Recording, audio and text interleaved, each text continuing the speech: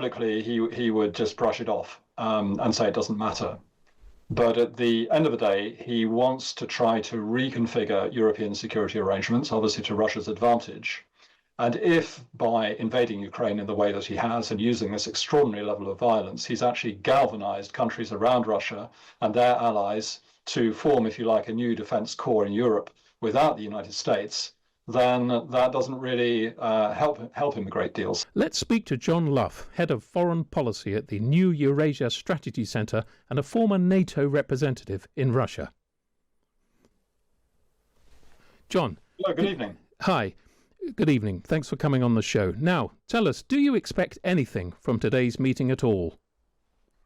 No, I expect very little, but it's significant that talks appear to be starting again between the two sides. I don't think anybody seriously thought that President Putin was going to make it to Turkey this week. And it's quite revealing what President Trump said this afternoon, that clip you just played, because I think he's absolutely right that Putin actually only wants to deal with Trump. And this is the only way anything is going to really happen. But I think for progress to be made, some of the groundwork needs to be done, and that's inevitably got to be done at a lower level. So Putin has sent back to Istanbul a number of members of the delegation that negotiated with the Ukrainian side back in April 2022. It's interesting that Putin wanted to do this again in Istanbul, so it looks as though he's trying to reheat that process. Yeah. The war, of course, was at a very different stage because we were just 2 months into it, and it had already become clear that Putin's blitzkrieg had failed, that he'd been unable to take Kiev, the Russian army was starting to get a bloody nose. But by this stage, it wasn't clear how much support Ukraine was really going to get from its Western allies. It wasn't also clear, how long Ukraine would be able to fight for. So the Ukrainians at that stage looked prepared to make some quite serious concessions, including the major one around renouncing their aspiration to join NATO. Now, the Putin claims, and there's no evidence to support this, by the way, that the Ukrainians were encouraged by their Western allies, notably by Boris Johnson, to abandon the talks and actually fight for their country.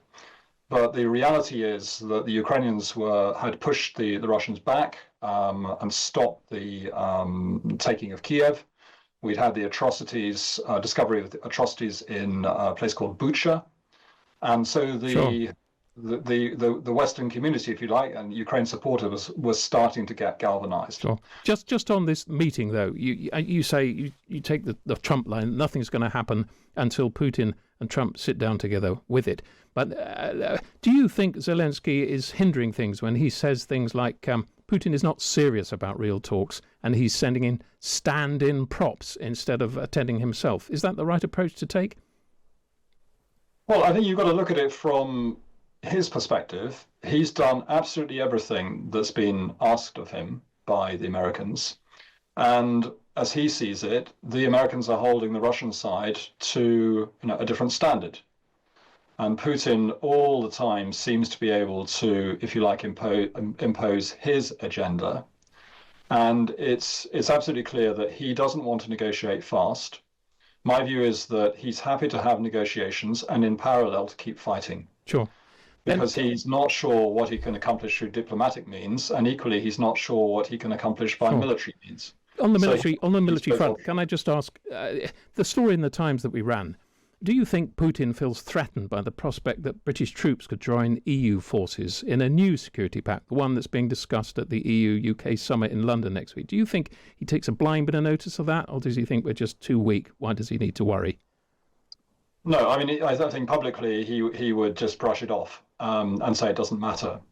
But at the end of the day, he wants to try to reconfigure European security arrangements, obviously to Russia's advantage. And if by invading Ukraine in the way that he has and using this extraordinary level of violence, he's actually galvanized countries around Russia and their allies to form, if you like, a new defense core in Europe without the United States, then that doesn't really help him a great deal. So of course he'll be paying attention to this. and he'll be trying to stop it, notably by driving wedges, into that group of countries. We talked there about a new alliance of some sort. There's a very extraordinary story in the paper today. The International Institute of Strategic Studies, the distinguished think tank that you'll know very well, said that Russia could potentially attack a Baltic state within 2 years, thereby triggering Article 5 of the NATO Treaty, under which all NATO members have to come to the aid of any NATO member that's attacked. But Trump has made his disdain for NATO extremely clear. Do you think he would honour that agreement if, say, Latvia was attacked, even if it was just a lightning raid across the border? Well, the answer is we don't know, and we've actually never known whether that mutual defence commitment on behalf of NATO member states was actually hold if put to the test. So I think the question here is, are the Russians really likely to test NATO in that way? I think that's extremely unlikely because their military is in very poor shape. After the battering it's taken in Ukraine, it's going to take them several years to rebuild it. But they have other means of undermining stability in the Baltic states, notably in Latvia.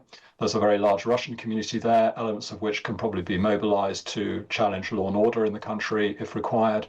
We've seen evidence of this in the past in Estonia, back in, I think, 2006, when the Estonians took down a Soviet war memorial. There were some very serious problems in the country. We've seen the use of cyber attacks, all sorts of other things. So this is what the Russians call rather broadly hybrid warfare, and they are certainly able to conduct it in that region. Sure. So will they want to test NATO? It's possible, but that would be extremely risky. I'm interested that you say it would take them years to rebuild their military forces. The International Institute of Strategic Studies seem to think it could be done within 2 years. I mean, who's right? Well, I suppose it depends on the extent to which the rebuild is carried out. Could they restore some of their military capacity within 2 years? Most definitely. But would they have been able to incorporate, many of the lessons learned in Ukraine? Could they have trained another set of junior officers, for example? Could they have improved their military training system overall? I think that's actually rather unlikely. And let's face it, the Russian army has been fighting very badly in Ukraine. This was supposed to be the world's second army. It had received massive investment over a 20-year period, but it completely failed the test. And there are all sorts of organizational and cultural problems in the Russian army that are a reflection, I think, of the broader problems in Russian society.